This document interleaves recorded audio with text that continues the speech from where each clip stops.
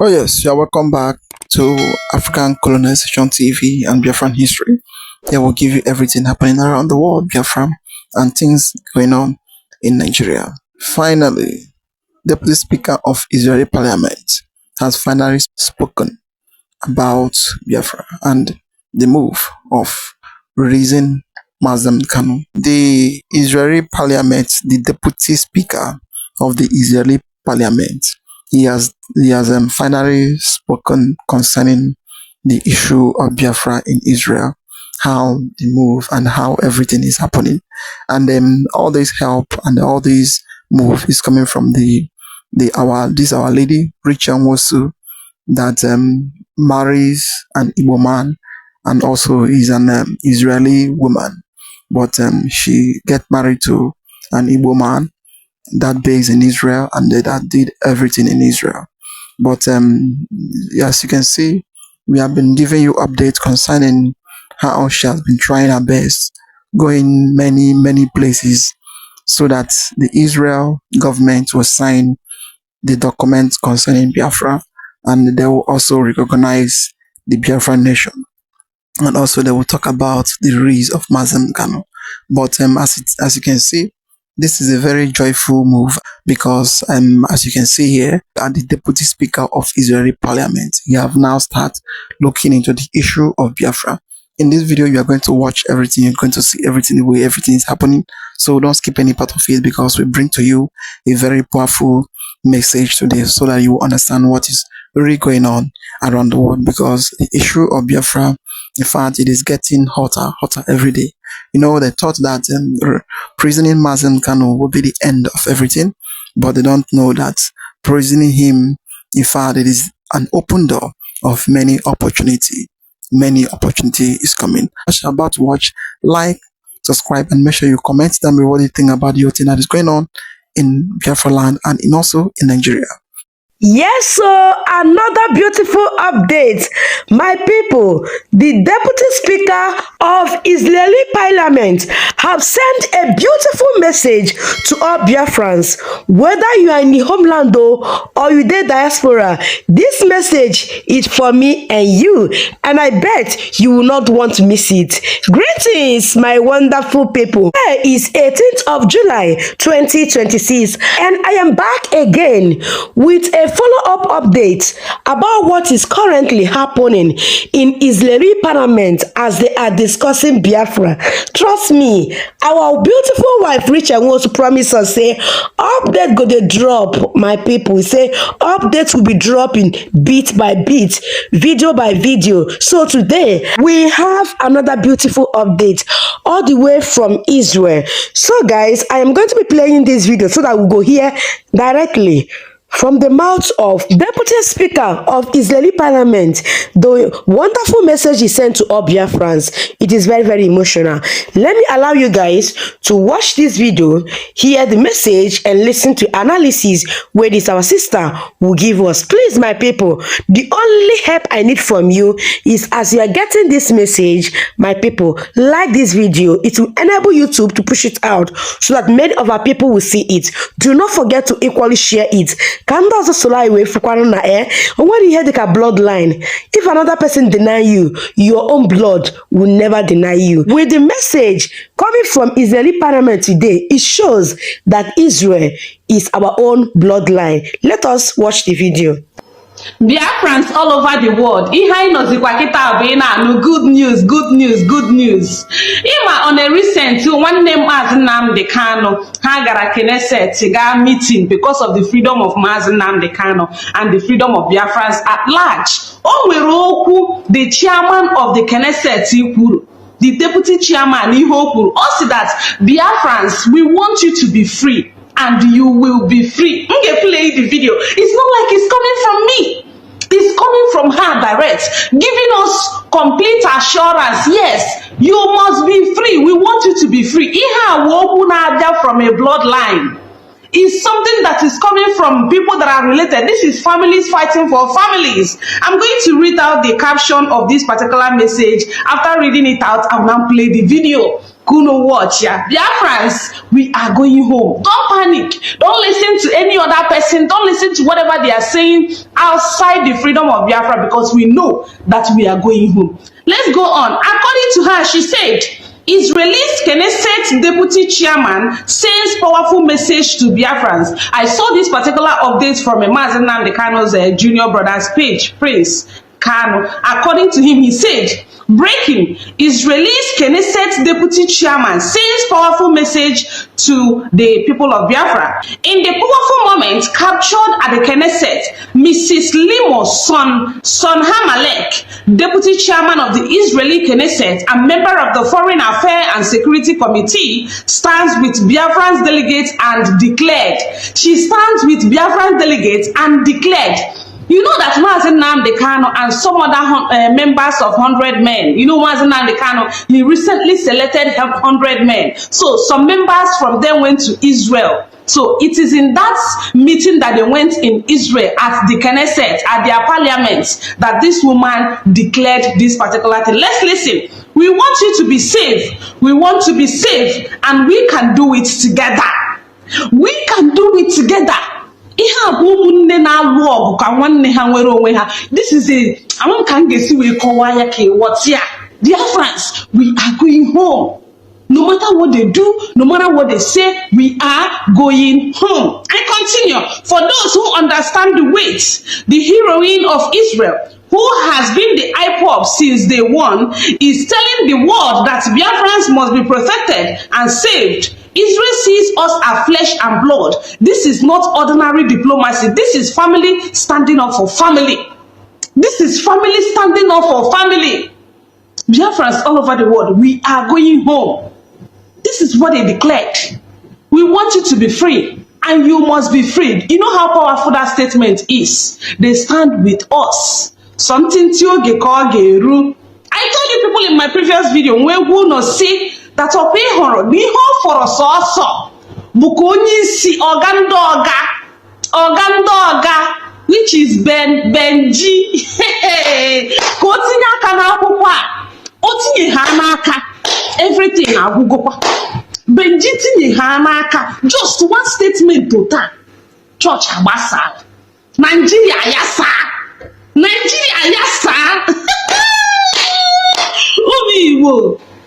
Umiwo, this news just dey sweet me. Biafra na atọ m ka echi adịrọ.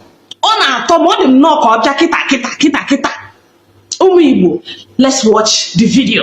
We want you to be safe.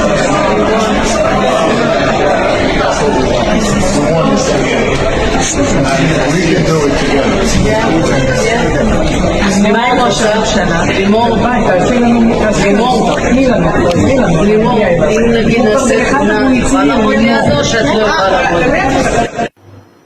You heard it from the horse's mouth. This was her statement. You must be free. We are standing with you. You must be free. These are brothers fighting for brothers. Anyway, there is another particular video I'm going to play for you. This particular video is talking about Nigeria and their yeye life. Okay, you know, whenever you see a video talking about the genocide, I want you to always share it. About all these people, about all these Boko Haram, all these bandits, I want you to share it because it's working in our favor. I'm telling you the truth. It's working. God is using everything to, you know, enhance our living Nigeria. So, share and make sure you watch this particular video from beginning to the end. Basarande Nigeria na kahasi we na arompo ha emempo na aro ha mara eme. Anyway, let's watch the video. The theme of this edition of State Affairs is Ali Modu Sharif, the man who created Boko Haram. The Modu Sharif story and the story of Boko Haram. In early 2000s, Borno State was a powder keg. We talk about decades of poverty, decades of disenfranchisement, we talk about the growing influence of radical Salafist ideology. And these were the conditions that created the room for extremism in Borno State. Muhammad Yusuf, a young and magnetic cleric, he had gathered a devoted following, made up mostly of disenchanted young persons, and they called themselves the Yusufiya movement. That was the precursor to what the world would later come to know as Boko Haram. They were angry, they were organized, and they were a sleeping electoral giant. They loved their leader, Muhammad Yusuf. Across the political divide, Ali Modu Sharif was a man with a problem. He wanted to be the governor of Borno State, but he was challenging the incumbent Mala Kachala. Ali Modu Sharif needed votes, and he knew exactly where to find them. In a calculated move, a move that would shape Nigeria's destiny for decades to come. You know what Sharif did? Reports have it that he approached Muhammad Yusuf and they forged a pact. The terms were simple. Yusuf's followers would deliver their massive voting bloc to Sharif's campaign, and in return, Sharif would implement full Sharia law in Borno State and give one of Yusuf's disciples a coveted position in his cabinet. That was the deal. A simple deal, right? It is politics. You acquire power by all means. That's the game. Who wants to play politics? We are playing politics. Let's play. Remember the subject of the class? Ali Modu Sharif, the man who created Boko Haram. Ali Modu Sharif, the man who created Boko Haram. That is what we are treating. The man who created Boko Haram. It is the story of politics, how politics leads to violence.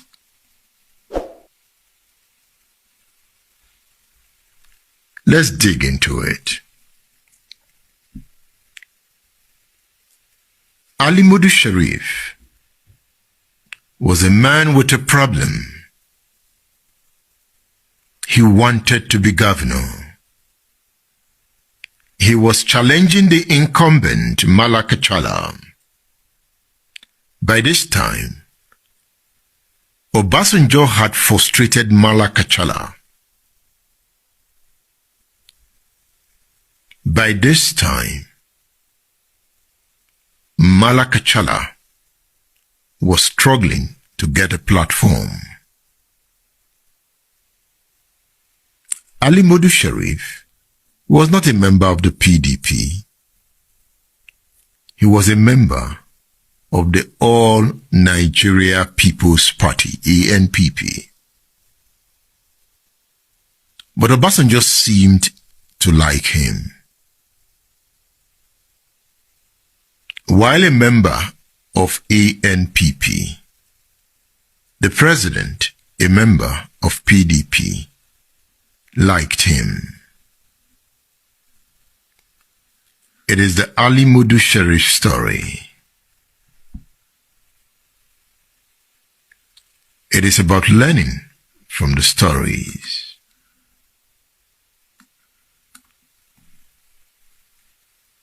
Remember the deal?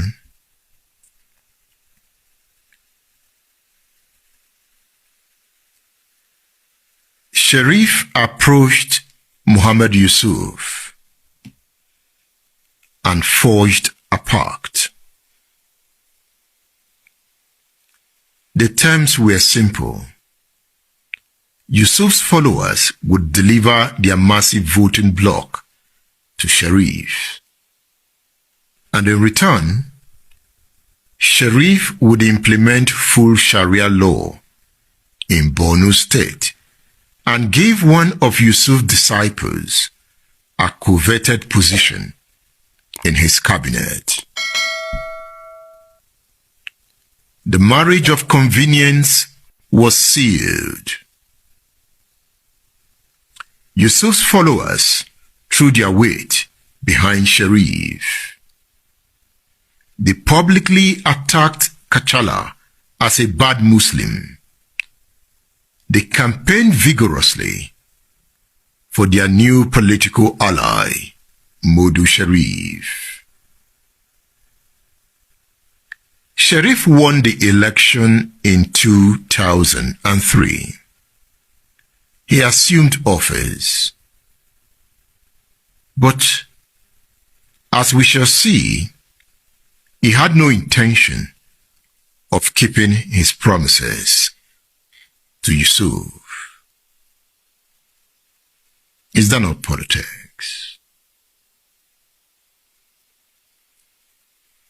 Mind you, the first installment of the deal was delivered. Sharif created a Ministry of Religious Affairs and appointed Alhaji Bujifoy, Muhammad Yusuf's National Secretary, as the commissioner. So he kept that part of the bargain. He appointed Alhaji Bujifoy, Muhammad Yusuf's National Secretary, as the commissioner of the Ministry of Religious Affairs.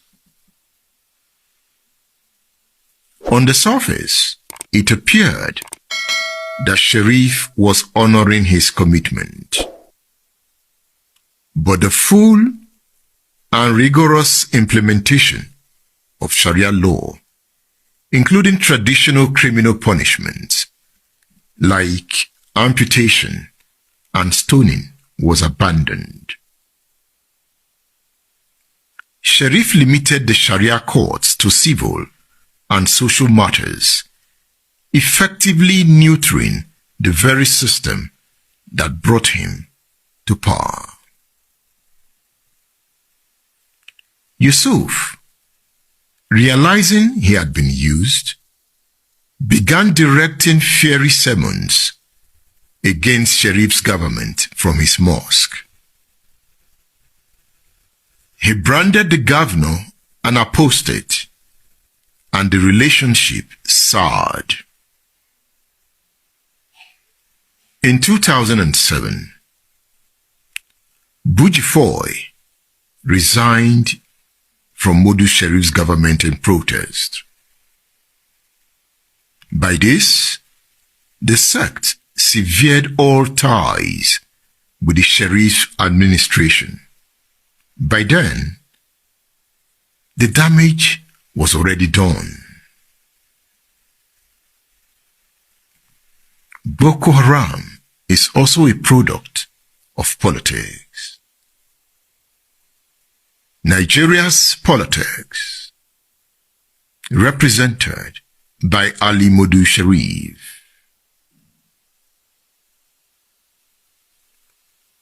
The alliance with Sharif had done more than just legitimizing Yusuf's movement. It had given the sect a taste of political power. It has given the sect access to state resources. So, my fellow Biafrans, what do you think about this very beautiful updates all the way from Israel today? This beautiful message where they send, give Biafrans, say that they want us to be free and we are going to do it together. As families standing up for a fellow family member that are going to stand for us. When I hear them, hey, we are going home. When Mazen Nandekanu they talk when they prophesied about it, when Simon Ekpa they talk some people go think say na joke, but na play like play. So, my fellow Biafrans, drop your opinion in the comment section. Drop some congratulating words of prayers to all the people that devoted their time, their energy, their resources to make sure they went to Israel for this beautiful event. Drop some words of prayer for Biafra Nation. Thank you so much for watching. I will see you guys again very soon with another beautiful update. Stay tuned. That is it. You have heard everything they have said.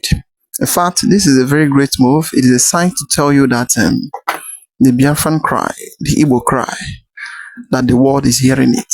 Everybody is hearing the cry of the Igbo man and the cry of the Biafran. And everybody understands what is really going on in Nigeria. But what is it that the Nigerian government, they want to close everything and they want to close every voice that is coming from the East. Just recently, the Donald Trump that claimed that he wants to come and wipe out the terrorists that is in Nigeria. Just last week, then before you know, Donald Trump started saying that he have conquered the terrorists that is killing and that is buying Christians every day in the country. But at the end, he did not do it. He did not wipe anything. And if you look at it very well, who are the people that pays Donald Trump and who are the people that plan such kind of a thing so that Donald Trump will come and claim that he has wiped out those terrorists? It's the government of the country. So they don't want anybody to come in and they don't want anybody to look into the atrocity and the evil that the Christian is passing through in this country. And the same thing they did it to Mazen Kanu and they did it to Simon Ekpa. Once they find out that you are somebody that is speaking out, that is telling the world what is happening in the country, how the people is being suffered, and how the poor people is suffering in the country, the next thing they will silence you. But due to this issue of Biafra is something that everybody knows that you cannot stop. You cannot stop. You're just like a wind.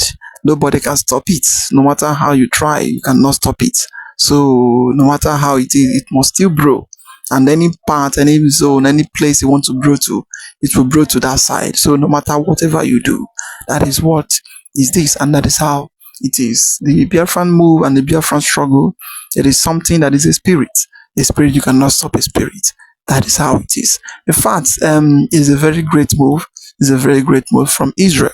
It is a sign to tell you that very soon they are going to recognize Biafra like the way they recognize Somaliland.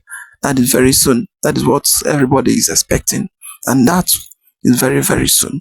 Well, I would like you to comment down below what you think about your thing going on in the country. Like, subscribe, and make sure you share it for everyone to see the good thing that is happening in Biafra land. So thank you for watching.